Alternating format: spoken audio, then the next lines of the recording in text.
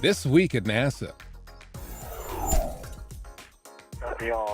Outside the International Space Station, Expedition 35 flight engineers Chris Cassidy and Tom Marshburn of NASA conducted a 5-hour, 30-minute spacewalk on the station's P6 truss to replace a suspect pump controller box, which distributes coolant to the station's thermal control system. The quick turnaround spacewalk was mounted just 48 hours after an ammonia coolant leak developed on P6.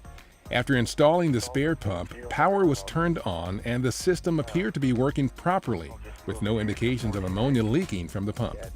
It's going to take some time. It'll take some weeks for us to look at the system, evaluate the system, and make sure we did indeed stop the leak. With the crew that we had, they'd actually been out to this work site together on a previous shuttle mission, so a lot of things worked in our favor to be able to pull this spacewalk together. The spacewalk was the fourth for both Cassidy and Marshburn, and the 168th spacewalk in support of station assembly and maintenance. Marshburn will return to Earth Monday night, U.S. time, with Expedition 35 Commander Chris Hadfield and cosmonaut Roman Romanenko in their Soyuz spacecraft. NASA Administrator Charlie Bolden delivered opening remarks at the Humans to Mars Summit at George Washington University. The 3-day event held by Explore Mars and GW's Space Policy Institute provided a forum for NASA and the space community to discuss technical, scientific, and policy-related challenges associated with sending humans to Mars by the 2030s. There are technological gaps to sending humans to an asteroid and to Mars. And so every single moment of our time and every single dollar of our assets must be dedicated to developing those technologies that allow us to go beyond low Earth orbit. Also discussed the planned NASA initiative to send humans to an asteroid and the importance of work by astronauts during long-duration missions aboard the International Space Station.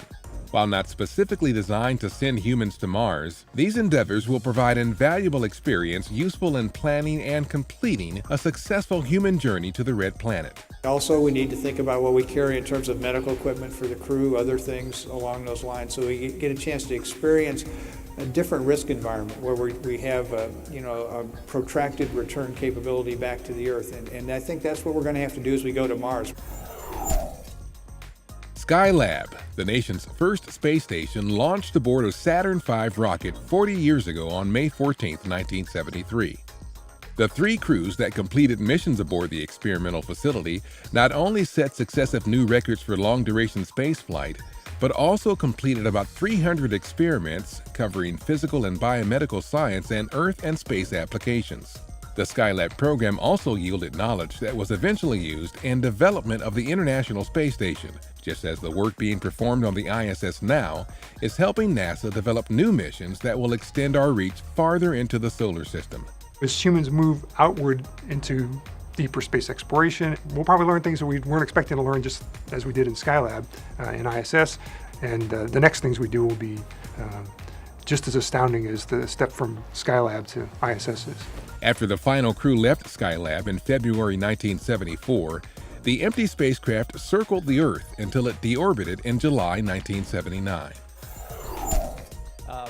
During a NASA TV in-flight event on May 7th, Expedition 35 flight engineer Tom Marshburn of NASA discussed the work being done on the International Space Station with members of the Senate Committee on Commerce, Science, and Transportation Subcommittee on Science and Space. Chaired by Florida Senator Bill Nelson, the subcommittee conducts oversight of NASA and several other science and technology-related agencies. Can you explain how, U.S. private space companies are using the ISS as a technology platform? If they can do it, that is an incredibly impressive technology demonstration. Going into space is not easy. They're coming up with great efficiencies, great new technologies built on what NASA's already done, so that they can get probably cheaper, better, faster, get things up to the space station. The scheduled May 14th return to Earth of Marshburn and Expedition 35 crewmates Chris Hadfield of the Canadian Space Agency and Roman Romanenko of the Russian Federal Space Agency marks the completion of their 5-month mission aboard the station.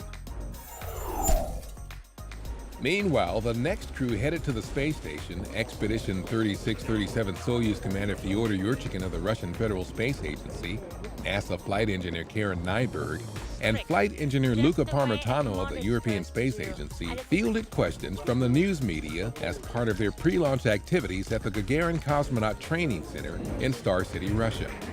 The crew is scheduled to travel to the Kazakhstan launch site May 16th to complete training in advance of its launch to the station on May 29th local time.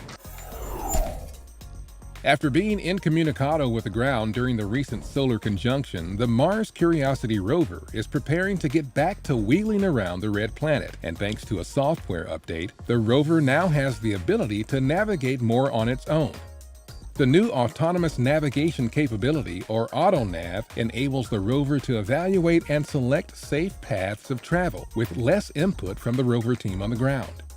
Curiosity also received a software update to prevent the sensitive telescopic eye of the ChemCam instrument from being burned by the sun. The update is designed to make sure ChemCam's eye is never pointed directly at the sun. And the rover team is also confirming the calibration of Curiosity's navigation cameras before driving to a new location. Plans are in the works for a short drive to a new drill site called Cumberland, about 9 feet west of where Curiosity's drill first touched Martian stone in February.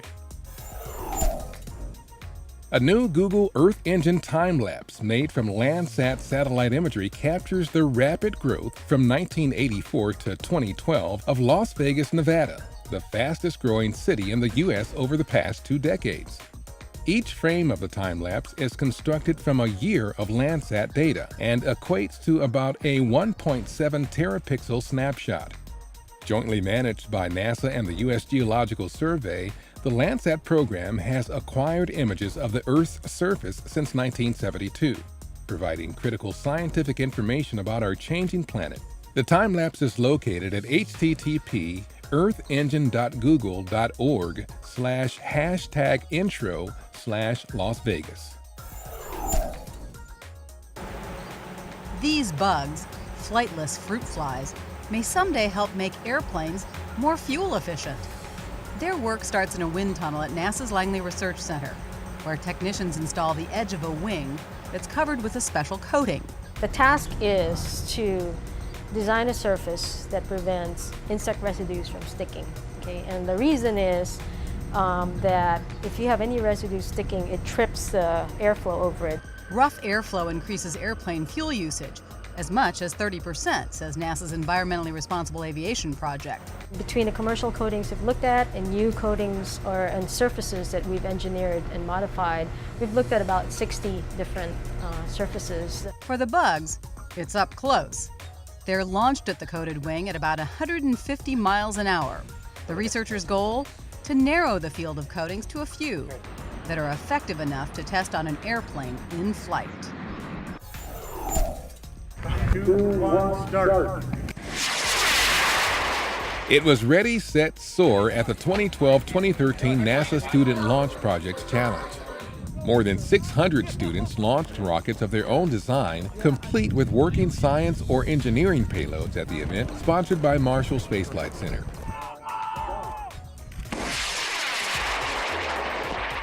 The goal was to see which rocket could come closest to the 1-mile mark and safely return its payload to Earth. Of the 54 teams that participated, 10 received preliminary awards. The grand prize of $5,000 from ATK Aerospace Group will be awarded May 17th after final post-flight analysis and reviews are complete. 3, 2, 1, roger. Have a liftoff and the clock is operating. On May 15, 1963, Mercury Atlas 9, the final manned space mission of the U.S. Mercury program, launched from Cape Canaveral, Florida. Roger, you're looking beautiful. On board the spacecraft, named Faith 7, was astronaut Gordon Cooper. Despite technical problems near the end of the flight, Cooper and Faith 7 completed 22 orbits of Earth and splashed down safely in the Pacific Ocean. And that's This Week at NASA. For more on these and other stories, or to follow us on Ustream, Flickr, and other social media, log on to www.nasa.gov.